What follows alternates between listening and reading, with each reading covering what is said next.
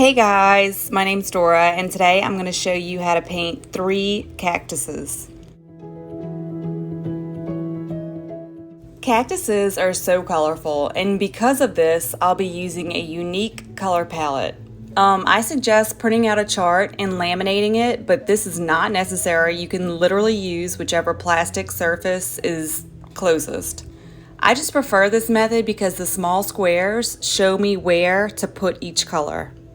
It's much easier to simply grab the colors I want and place them on a chart versus mixing all of these different shades by hand, not to mention all the paint that will go wasted.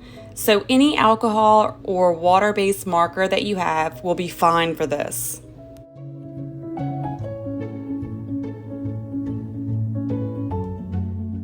This is a tutorial about cactuses, but it's also a tutorial in blending. I'm going to be showing you how to blend all of these different colors together seamlessly.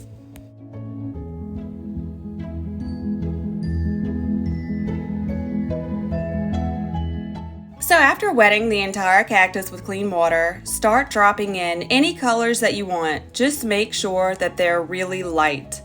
With each new color that you add, make sure to blend them together well.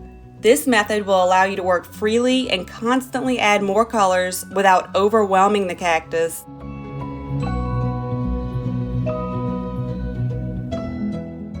For the most part though, I do try to stick within the same color families. If you put lime green, for instance, and then start adding pink and purple right next to it, it may not look so harmonious.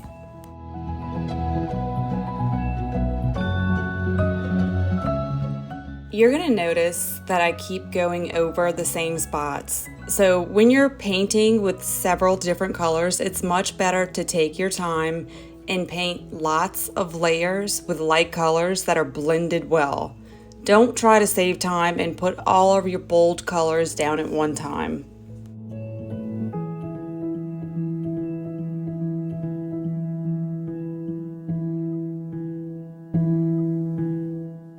Speaking of keeping all of the colors well blended, it is absolutely crucial that the cactus remains wet the entire time, especially when you're adding more color.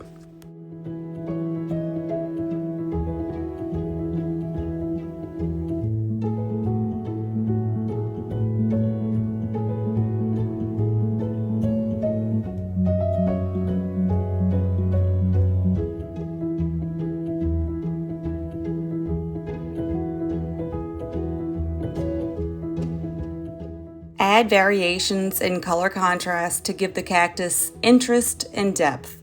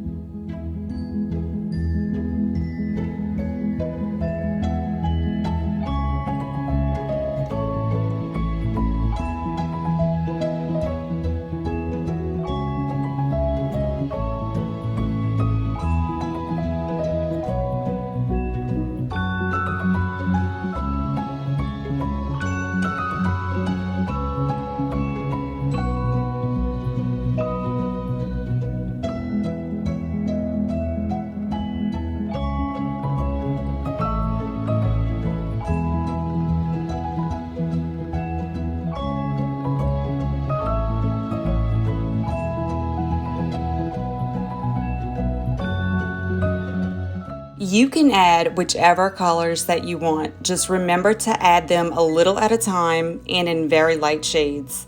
This way you can see which spots need more color and which colors would look best in those spots.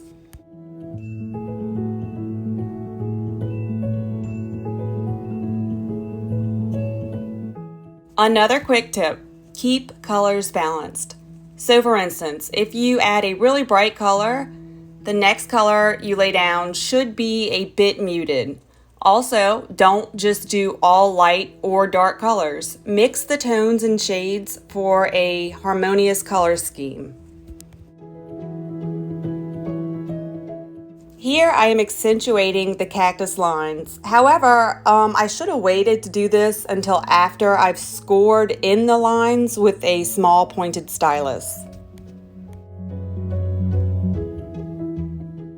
And I'm assuming I just remembered that here too, because now I'm scoring in the lines. So just remember that your paper must be wet when you score, or else the marks that you score in will not show up.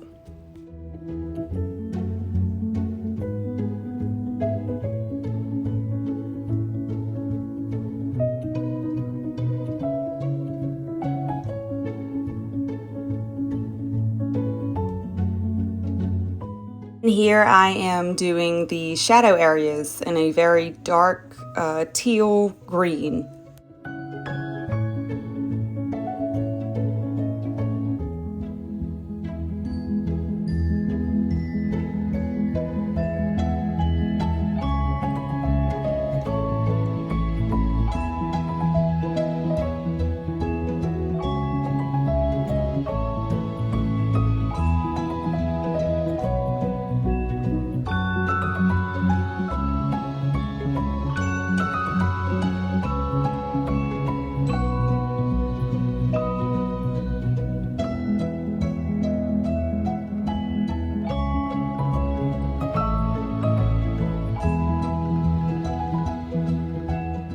Yay, last step. Okay, so here I am adding more color. I am accentuating highlights with lime green, and I'm adding and accentuating shadow areas with a dark blue-green.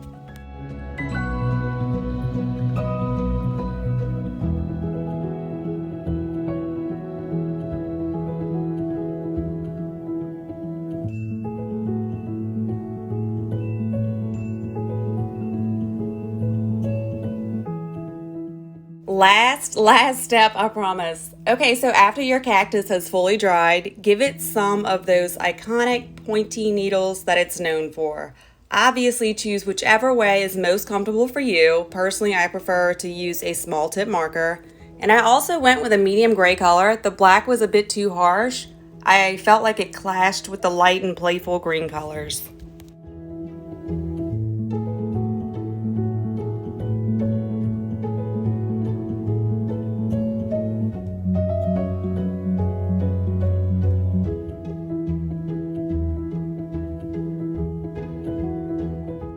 Okay, so for this zebra cactus, which is the last one we're doing, I am going to use the same exact technique as the other two cactuses. So just wet the cactus with clean water and then start dropping in light colors.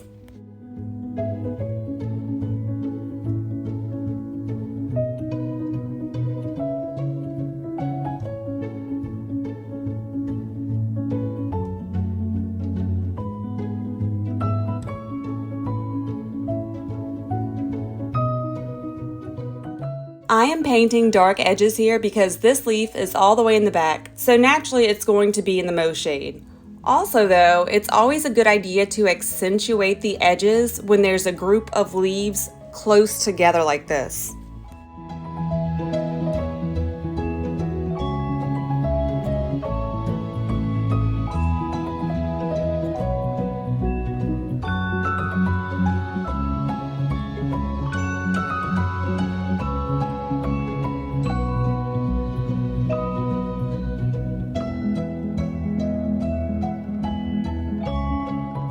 Here I am scoring in the edges. I'll be doing this to all the leaves. This helps to define each individual leaf, and it also prevents all of them from looking like they're merging together. I also included this leaf because I wanted to show how I painted a leaf that was not in the shade.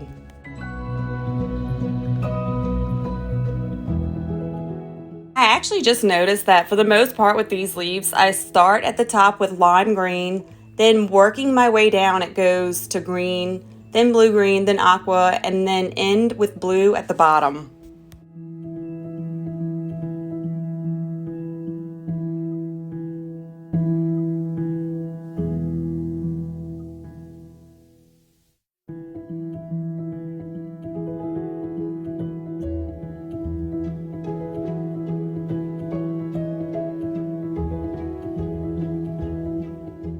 Here, I wanted to show you again how I added color above and below the masking lines and then how I blended it. Don't forget though, the leaf must be wet when you add the color.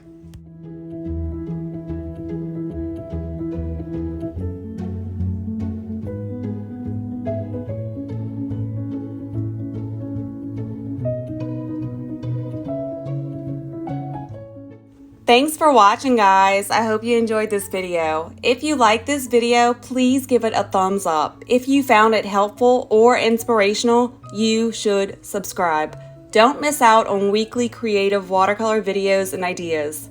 Oh, also, supplies to use in this video will be linked in the description.